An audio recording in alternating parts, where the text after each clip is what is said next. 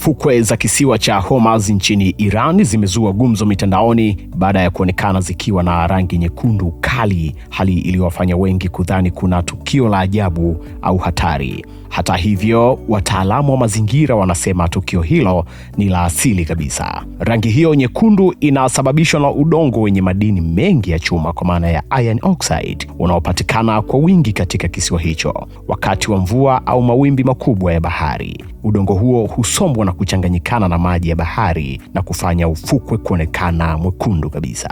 Sasa kisiwa hicho cha Hormuz kinajulikana kwa ardhi yake yenye rangi tofauti tofauti, hasa nyekundu, na tukio hili hutokea mara kwa mara.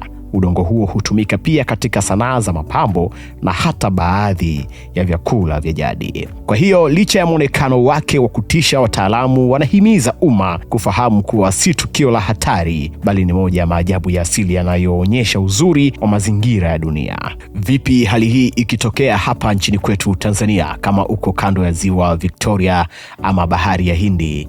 Nini ambacho ungeweza ukatafakari kwa haraka haraka? Mimi ni VOS Voice of Siraji na hizi ni Whispers kutoka 96.9 Afya Radio.